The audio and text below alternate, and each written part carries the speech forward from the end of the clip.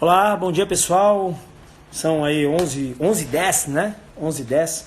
Vamos fazer a nossa live aqui com o desembargador Maurício, né? Com o desembargador Maurício sobre Lei Maria da Penha, né? Um tema extremamente importante. 11h10, um tema extremamente importante. Vamos aguardar aí a conexão do desembargador Maurício. Já está aqui. Deixa eu mandar um convite para ele. Pronto, já mandei nossa live hoje aqui sobre a Lei Maria da Penha, né, com o desembargador Maurício, né, ele é desembargador do Tribunal de Justiça de Minas Gerais, desembargador criminal, né. Bom dia, Bom desembargador, dia. tudo bem aí? Bom dia, professor Cristiano. Bom dia a todos que estão nos ouvindo. Tudo em paz, com Pessoal, bastante chuva, mas refrescando. pessoal, quem for chegando aí, né, eu peço para vocês, tem um aviãozinho aí embaixo, peço para que vocês cliquem nesse aviãozinho, que vocês possam compartilhar essa live, esse tema tão importante que é, né, a Lei Maria da Penha, para que vocês possam compartilhar essa live com os demais colegas advogados, né? Tem um aviãozinho aqui embaixo, peço que vocês cliquem nesse aviãozinho, encaminhem aí, convidem outros colegas advogados para que possam participar desse tema tão importante que é, né, essa oportunidade, bom dia, doutora Fabiana, que está aqui, essa oportunidade de conversar com o desembargador Maurício sobre a Lei Maria da Penha. Desembargador, qual é o objetivo, né, no início desse nosso bate-papo, qual é o objetivo da Lei 11.340, né, de 2006, conhecida como a Lei Maria da Penha? Da onde que surgiu isso? Qual a importância dessa lei? Professor Cristiano, inicialmente, esse tema, inclusive, é muito importante para quem milita, quem está estudando, quem está advogando nessa área, né? Para quem pretende fazer concurso. Certamente é uma lei que cai em qualquer concurso, exame da ordem. Essa semana nós estamos, do dia 25 ao dia 29, essa semana agora, que estamos concorrendo, estamos desenvolvendo a 15ª sessão do CNJ, da Semana da Justiça pela Paz em Casa, e, portanto, é importante esse tema. Essa lei 11.340, ela foi criada para criar mecanismos, né, de combate à violência doméstica, à violência familiar. Foi criada também para criar um sistema processual, um sistema de direito material nos crimes que envolvem violência doméstica e familiar, e também destinada à criação de varas especializadas do Juizado Especial especializado da Maria da Penha. Ela foi criada com esses objetivos, de combater vários tipos de agressões que ocorrem no ambiente familiar contra a mulher. Para efeito dessa lei, desembargador, o que configura, né, essa violência doméstica e familiar? Professor Cristiano, lá no artigo 5º, incisos 1 e 2 da Lei 11.340, existe a previsão do que é considerado ilícito perante essa lei. Toda ação, mas não é só ação. A gente fala muito em agressão, quando o companheiro, ou o marido, ou o namorado, ou o homem passa a fazer uma agressão física. A gente vê muito isso na televisão, na imprensa, mas não é só a agressão física, é toda ação ou omissão. Também pode ser um crime praticado por omissão, né? Quando importar em questões que dizem respeito ao gênero feminino, né? E possa causar lesão, possa causar a morte, possa causar sofrimento, constrangimento, ato físico, ato sexual, ato psicológico, inclusive abalo moral. Portanto, essa lei prevê não só, que, repito, que é comum a gente ver aí na imprensa falada ou escrita, a questão da violência física, mas prevê também omissões, crimes por omissões, né? E prevê também questões, como aqui já foi falado, a tortura psicológica, o abalo moral, também outras questões. Desembargador, é muito comum, né, esses processos chegarem aí no Tribunal de Justiça, e na verdade, quando eles chegam, eles têm uma característica, né, tem um modus operandi, tem uma característica comum desses crimes aí no Tribunal de Justiça? A própria lei prevê, normalmente, a mulher em situação de violência, seja ela Urgente, tá? por ação ou omissão, como nós dissemos aqui, normalmente ela procura a polícia faz as providências, um termo de circunstanciado de ocorrência, toma todas as providências e encaminha ao juiz no prazo de 48 horas, é o prazo determinado por lei, e o juiz, pode, ao receber essa medida, esses procedimentos, ele pode decretar as medidas restritivas de direito, as medidas protetivas da mulher. E quais são, né? E quais são as medidas protetivas, desembargador? Normalmente, as medidas protetivas que são concedidas, a de maior alcance, que a gente mais vê, às vezes, o de afastamento do lar, a de manter distância, a de não ter contato com a mulher, seja contato direto ou indireto, e aqui nesse contato inclui-se, essa proibição de contato, inclui-se também as redes sociais, a proibição de contato, proibição, às vezes, de contato. Também via as redes sociais, WhatsApp, também tudo isso, proíbe tudo.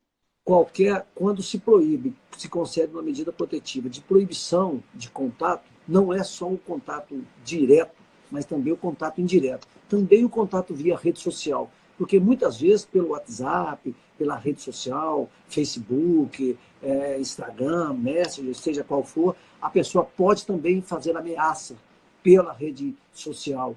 Pode também constranger, fazer constrangimento psicológico, moral, financeiro, portanto, qualquer tipo de contato. Não é só contato direto, presencial, mas também o contato, vamos dizer assim, indireto, feito pelas redes sociais. Deixa eu dar um bom dia aqui para o professor Felipe, também que está nos acompanhando, também a professora aí do advogado da EX.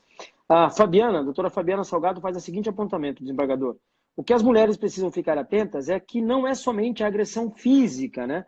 O alcance da Lei Maria da Penha, mas também a agressão psicológica, moral, financeira. Também, ou seja, existem vários tipos de agressões, desembargador. É isso que eu estava falando. A lei prevê, né, no seu artigo 5º, incisos 1 e 2, as espécies, o que é considerado ilícito perante essa lei. E o crime não é só aquele omissivo, aliás, comissivo, né? O crime também pode ser omissivo, ou seja, pode também se praticar o crime por omissão.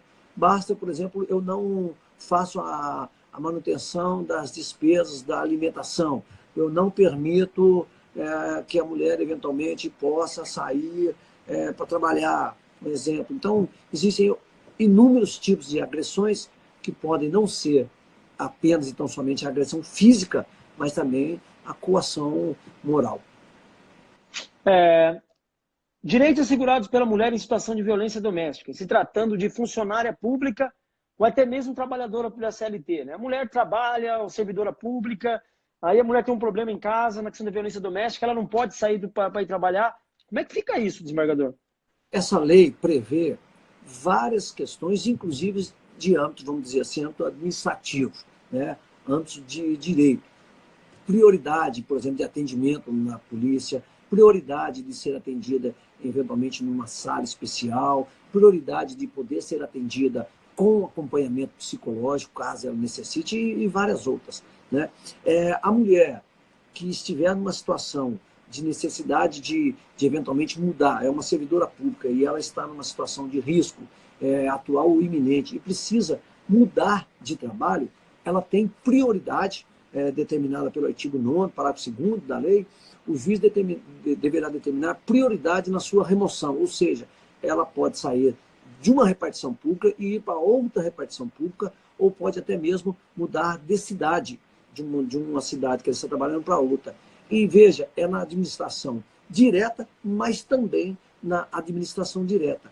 E a lei prevê também, no caso de risco eminente ou atual, caso ela seja seletista, contratada, particular, uma estabilidade no seu trabalho durante o período de 6 meses, ou até mesmo que ela se afaste do seu trabalho até um período de 6 meses, ou que ela fique dispensada de comparecer ao local de trabalho, por exemplo, se aquele local causa risco, está iminente, o agressor pode estar esperando no seu percurso, no seu caminho, então ela pode também ficar afastada, a seletista, do seu trabalho, assegurando a sua estabilidade por um período de até 6 meses. A Fabiana novamente ressalta, né? Um pequeno, mas importante avanço são as outras áreas do direito na proteção dos direitos da mulher. Na verdade, existe uma cobertura, né? Uma visão hoje do direito defendendo essa questão do direito da mulher? Ah, sim. Isso é uma prioridade, a própria lei determina prioridade nas políticas públicas, prioridade nas políticas judiciais, prioridade em vários setores nessa política de voltada ao combate da violência doméstica ou familiar. Isso é uma política importantíssima e prioritária. A mulher tem direito a atendimento policial e pericial especializado? Pois é, como eu disse, professor Cristiano, ela tem um direito até previsto, nós estamos falando muito desses direitos, porque quando já está judicializado, normalmente ela estará acompanhada de um advogado, então talvez ela tenha mais noção dos seus direitos. Mas estamos falando antes de ela acessar, às vezes, um advogado. Enquanto, às vezes, ela ainda está procurando a polícia. Ela tem direito, mesmo na delegacia, de ser ouvida longe do agressor, por exemplo, numa sala especial. Ela tem direito a ter uma assistência psicológica, caso ela necessite. Ela tem vários direitos, inclusive de não ser questionada, eventualmente, sobre a sua vida íntima, a sua vida privada, né? Ela tem direito, por exemplo, de que o ato procure ser feito em um único ato, que aquele ato da sua oitiva não fique sendo sucessivamente, porque isso pode revitimizar a vítima. Então, ela tem vários direitos administrativos que a lei prevê. Eu aconselho aqueles que estão nos assistindo e que pretendem advogar nessa área, ou está estudando para concurso, está estudando para a OAB, que dê uma lida na lei. Importante conhecer o texto da lei. Bom dia também aí o desembargador Amauri, que está nos acompanhando. Aliás, até, né? O desembargador Amauri está terminando aí um novo projeto do curso dele, né, desembargador Maurício? Sobre direito de família, né? Um tema extremamente importante e, além de ser um tema para os advogados, um grande mercado de trabalho, né? A questão do direito de família, né?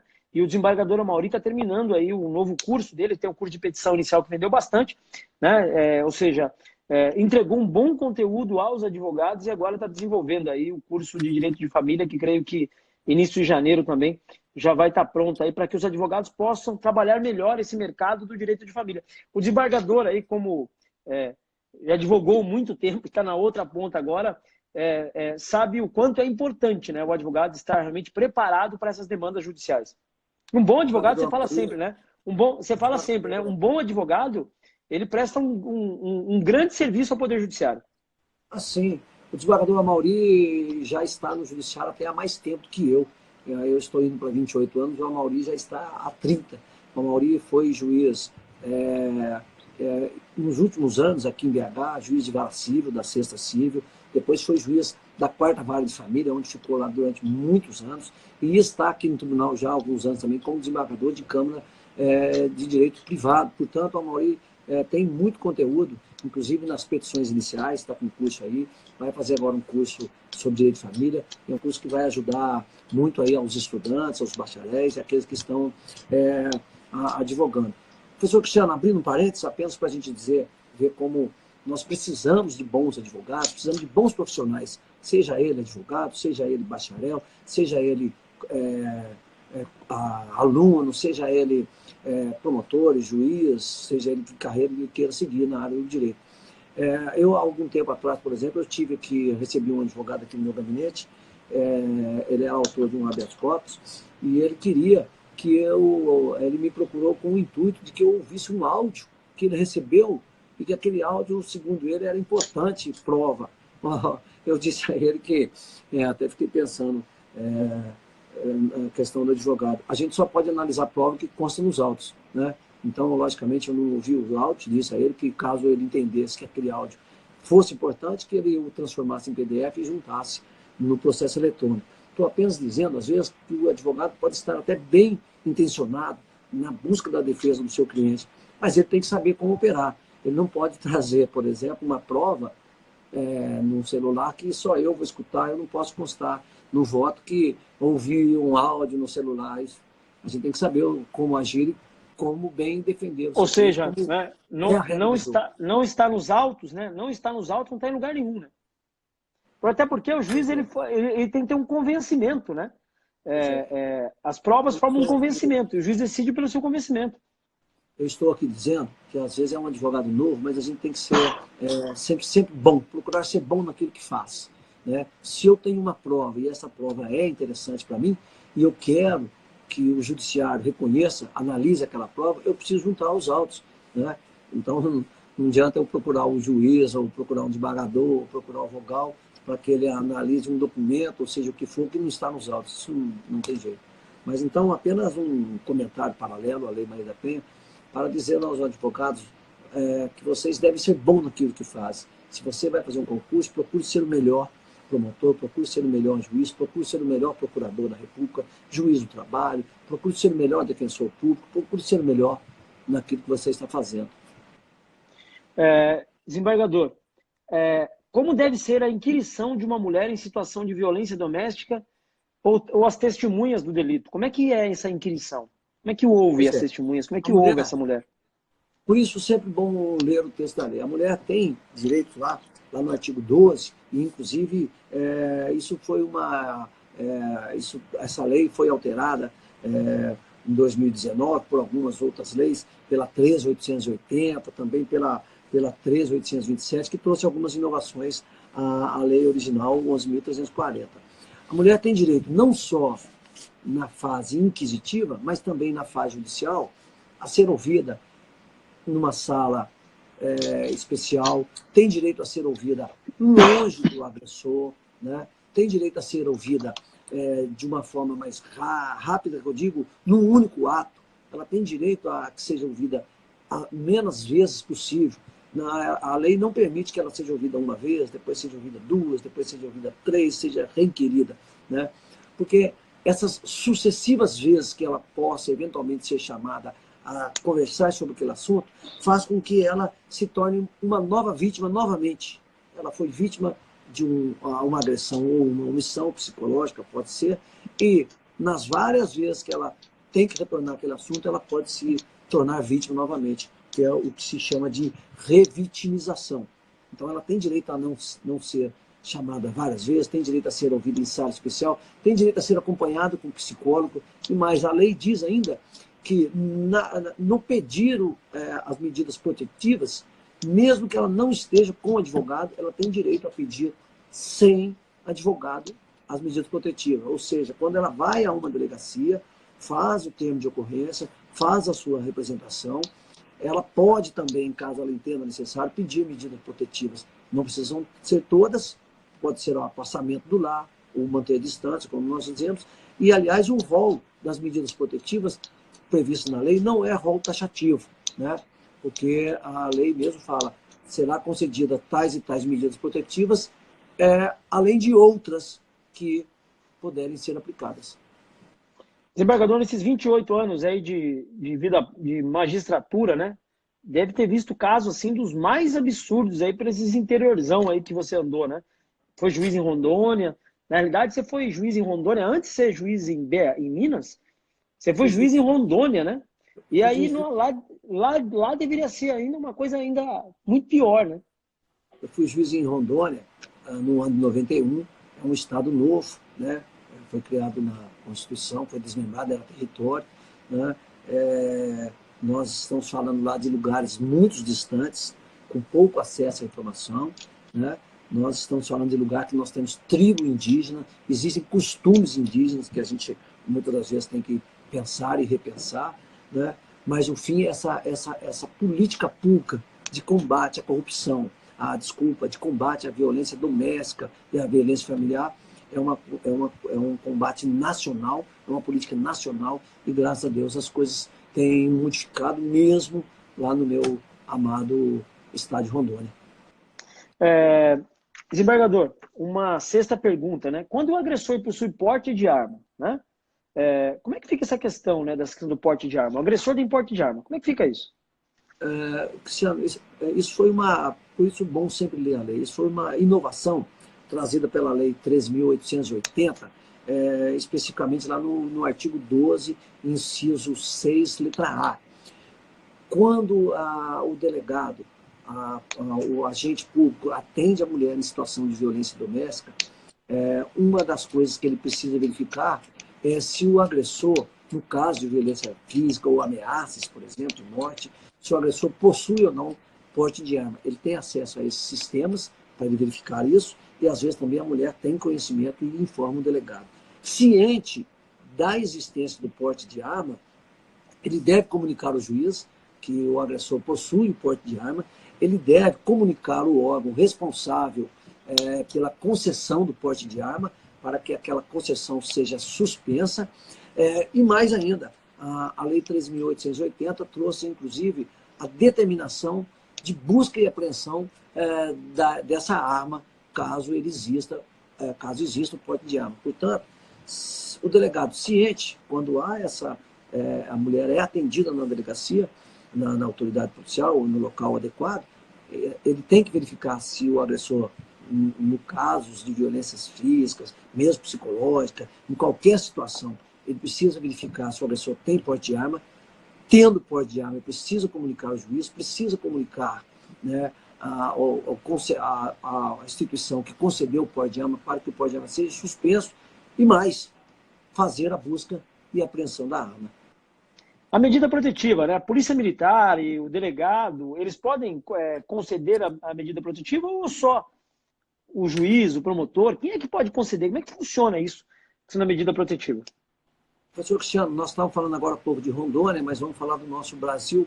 Nosso Brasil é um país continental grande, temos muitos Brasis dentro do próprio Brasil. E também a Lei 13.827, de 19, trouxe o artigo 12, letra C, uma inovação na Lei 11.340. Qual é a inovação? Nós temos locais, municípios, por exemplo, que não são sede de comarca, né?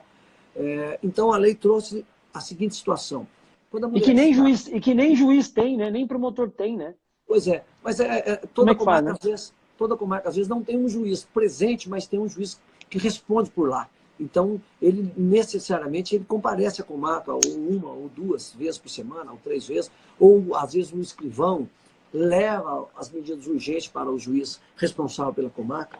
Mas o fato é, a Lei 13.827 trouxe o artigo 12, a linha inciso 12C, na seguinte situação. Quando a mulher está em risco atual, o risco é naquele momento, urgente, ou é iminente, está para acontecer, ou seja, ela precisa da medida protetiva, mas ela está num município que não é sede de comarca, ela pode, então, pelo delegado, o delegado de polícia pode conceder as medidas protetivas nesta situação.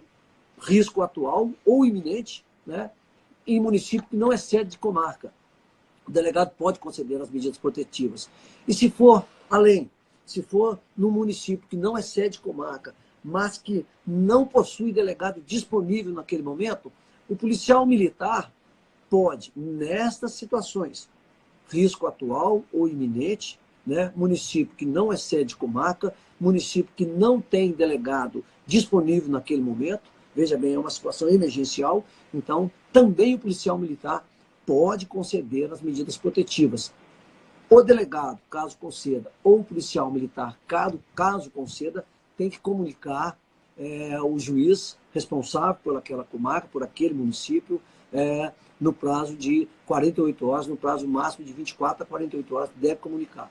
Portanto, se nós temos mulheres vítimas de crimes ou agressões da Lei da Maria da Penha e está no município distante, lá no nosso norte, no sul, seja em qualquer município, que não é sede de comarca, né, ela pode procurar o delegado, desde que esteja num risco atual ou iminente. O delegado poderá, nessas condições, o policial militar também poderá nessas condições, mas deverá comunicar ao juiz, e o juiz, então, recebendo aquela medida, ele vai ratificar o ato que foi pilotado pelo delegado, as medidas protetivas concedidas pelo delegado ou concedidas pelo policial, poderá substituir algumas, diminuir, tirar outras, conceder outras, poderá, inclusive, adequar conforme o entendimento do juiz. Lógico, também comunicando o Ministério Público. É uma forma do Estado proteger o cidadão, né? Proteger a mulher, na ausência, entre aspas, né? O Estado se manter presente, né? Pois é, como eu disse, é uma política pública prioritária, né? Nós temos um Brasil continental muito extenso, muitos lugares que às vezes, de fato, não tem juiz, mas às vezes tem um delegado, às vezes tem um delegado, às vezes tem, mas na última razão de proteção, nós temos pelo menos os nossos policiais militares E aqui digo também, às vezes, não sei, podemos pensar, talvez até na polícia municipal, né? Na guarda municipal também. Cabe fiança para o agressor? Professor Cristiano, a lei da Maria da Penha não prevê fiança para os crimes da lei Maria da Penha. Caberá apenas e tão somente ao juiz, se o caso, entender que não se encontram presentes os requisitos do artigo 312 do Código de Processo Penal, conceder a liberdade provisória com as medidas restritivas que, eventualmente, ele entender. Nos crimes da Maria da Penha, não cabe fiança. O Newton, que é nosso aluno do grupo de mentoria, parabéns, bom dia. Muito esclarecedor, parabéns ao professor Cristiano, ao desembargador Maurício. Uma outra questão é o seguinte, a lei é de ação penal pública condicionada, incondicionada, né, na questão da ameaça, na questão da agressão, ou são coisas diferentes? Né? A ameaça, como é que funciona isso? É pública condicionada, incondicionada, a agressão, a ameaça? Qual a diferença?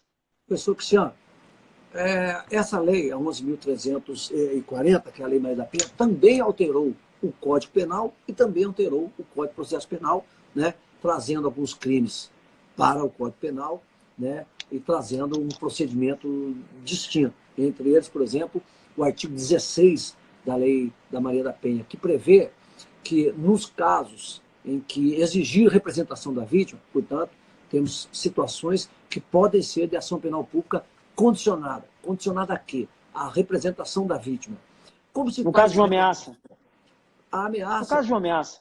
Quando fica apenas no crime de ameaça, lá no artigo 147 do Código Penal, é apenas uma ameaça, e aquela ameaça não sai dessa esfera de ameaça, a jurisprudência e a lei entende que é um crime de ação penal pública, isso é tranquilo, pacífico, apenas ameaça. Não pode haver agressão nenhuma.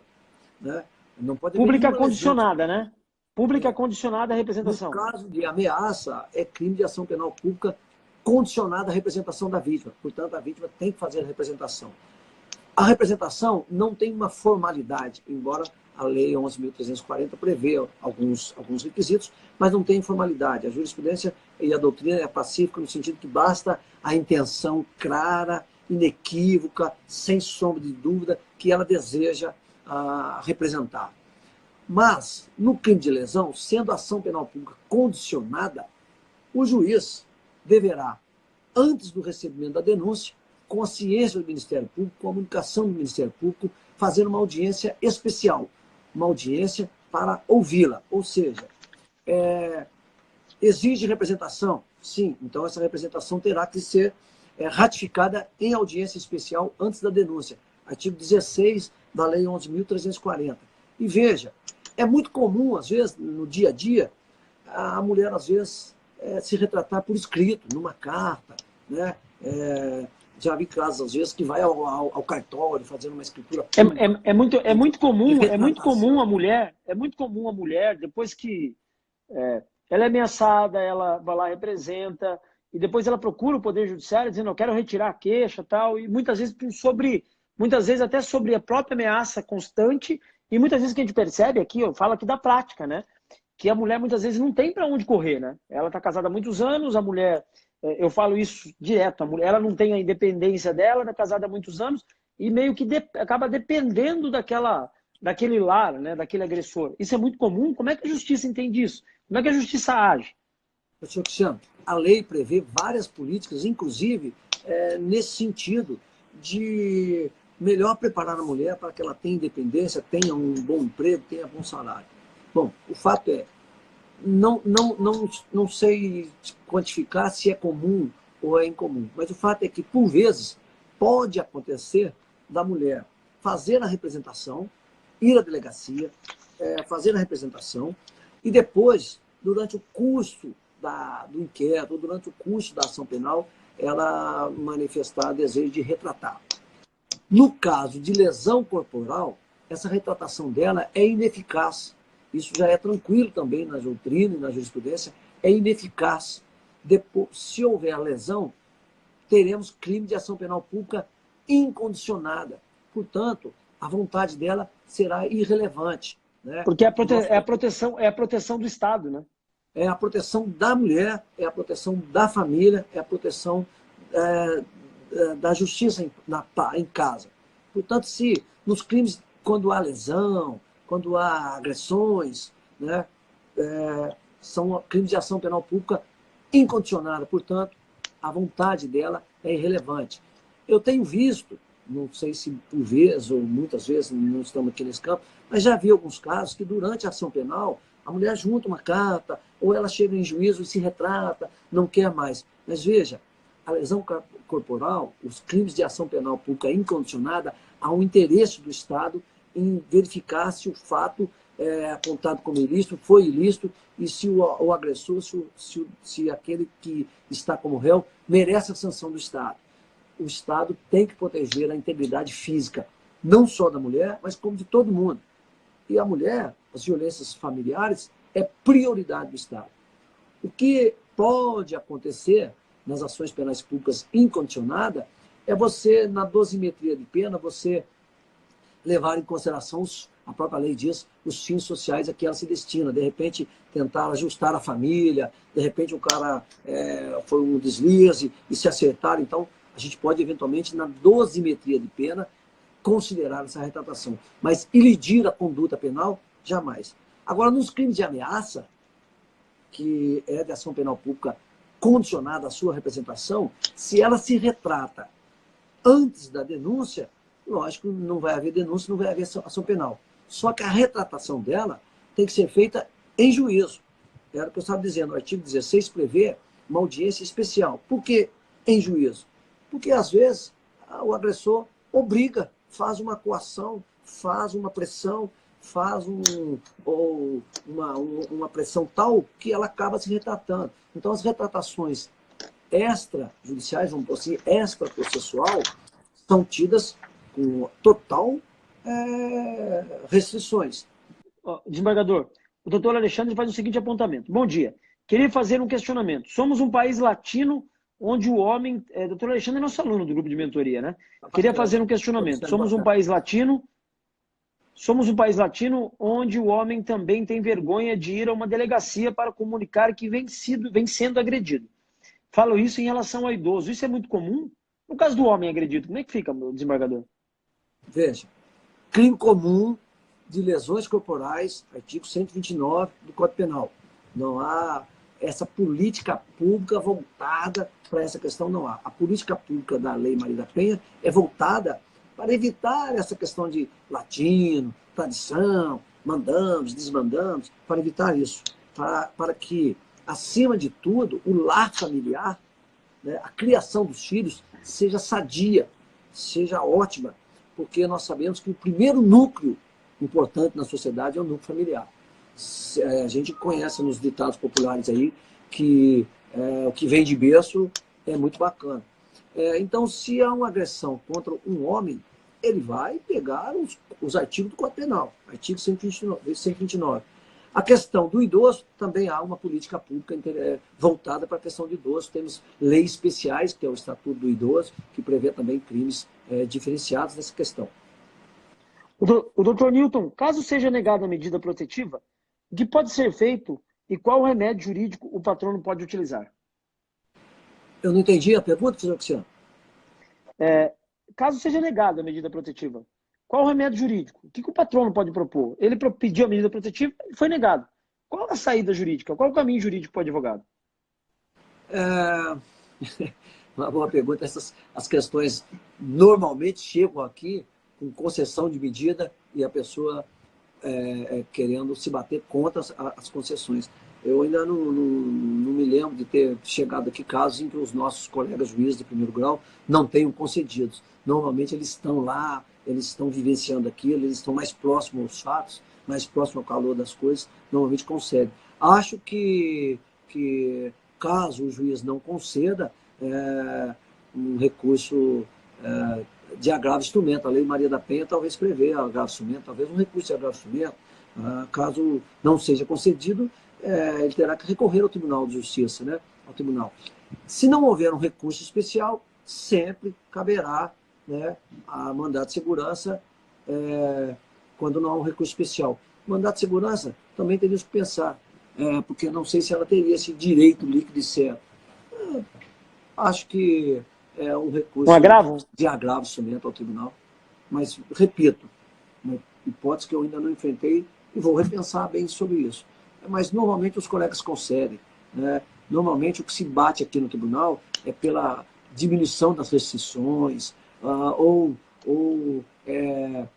aumento de outras condições, foi imposta só distanciamento, aí ela quer o afastamento do lar. Tudo isso tem sido resolvido pelos nossos colegas de primeiro grau. Desembargador, nós temos mais 5 minutos aí, porque aí o Instagram acaba nos derrubando, né? O Alexandre, olha, que fica uma parceria.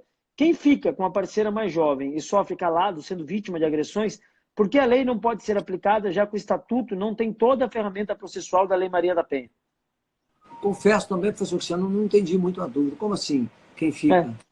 Ouvi, doutor Alexandre, se o senhor puder explicar um pouco melhor essa sua pergunta, né? A Lei Maria da Penha, ela não protege só a mulher casada.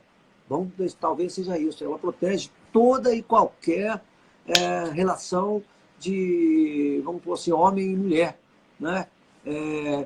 Seja união estável, seja namoro. Se também não for união estável, não for namoro, hoje tem uma linguajar aí dos ficantes, qualquer vínculo que exista entre aquela mulher e haja uma agressão contra ela, se for em decorrência de afetos, de entidade familiar, seja o que for, ela vai ser considerada eventualmente na Lei Maria da Penha. É uma situação diferente, eu vou num ambiente, não tem nada a ver com a mulher, não conheço aquela mulher e me envolvo num problema com ela, é uma situação do Código Penal. Né? Bom dia, a doutora Eliane Pérez, explicações enriquecedoras, parabéns envolvidos. A doutora Simone Nunes, que também é advogada de Direito de Família aqui em São José dos Campos. Desembargador, para terminar, que conselho o senhor daria aí ao advogado? Na verdade, é o seguinte, qual o principal erro do advogado aí? Qual o erro que você percebe que chega no tribunal aí, você fala assim, ó, advogado, mais atenção nesse ponto. Principal conselho, ler a lei. Inclusive para quem quer fazer concurso, quem vai fazer exame da ordem, quem vai advogar, quem está com caso para resolver, ler a lei, porque a gente, em primeiro lugar, tem que conhecer a lei. Artigo 1º da Constituição, ninguém é obrigado a fazer ou deixar de fazer, senão aquilo que a lei determina. Portanto, tem que conhecer a lei. Não adianta eu conhecer, às vezes, doutrina, jurisprudência, mas se eu não souber o que especificamente a lei me defere, o que a lei determina. Segundo lugar, aos advogados que estão advogando, às vezes, para o marido, nós temos que sempre buscar a justiça restaurativa, né? Buscar a união da família, da criação dos filhos. Se for possível, busque um atendimento psicológico, um atendimento familiar, oriente o seu cliente a procurar, às vezes, um psicólogo. Questão da constelação familiar, né? Questão da constelação familiar. Vários métodos, temos aí a mediação, né, que busca a solução não só daquela lide, daquilo que está na ponta do iceberg, mas de todo. E principalmente o seguinte, cuidado para o advogado, às vezes, que está advogando para o agressor, cuidado, às vezes, no aconselhamento, porque ele está numa situação emotiva forte e, às vezes, ele pode interpretar aquele aconselhamento como uma permissão para fazer algo diferente. Eu já vi casos aqui, por exemplo, que o agressor entendeu que poderia contratar, por exemplo, um detetive e mandou um detetive lá numa outra cidade, atrás da mulher, e quando há uma restrição de manter a distância, é ele ou qualquer pessoa a mando dele. Portanto, esta pessoa, por exemplo, que mandou o detetive, olha, ele incorreu na desobediência de manter a distância e por isso foi preso porque desobedeceu, estava colocando em risco a segurança da instrução processual, artigo 312, decreto de prisão preventiva. Cuidado aos advogados que estão tanto de um lado do outro no aconselhamento, porque tanto o agressor quanto a vítima está emotiva, está com sua família numa situação difícil. Às vezes ele desculpa, professor Cristiano, mas também conheço um médico aqui, doutor Leonardo, um grande médico na área da impotência sexual. Às vezes ele está com problemas, inclusive de relacionamento sexual ruim, e isso também vai deteriorando o casal. Então, às vezes, ele tem que fazer um tratamento médico, para que o doutor Leonardo mesmo esse dia me disse que tem clientes, às vezes, que melhorou a sua relação sexual e, por via de consequência, melhorou a relação com a mulher, melhorou a relação com os filhos.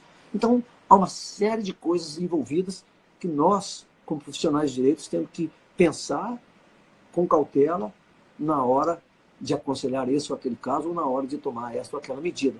Porque também, às vezes... Desembargador, temos 2 minutos, tá?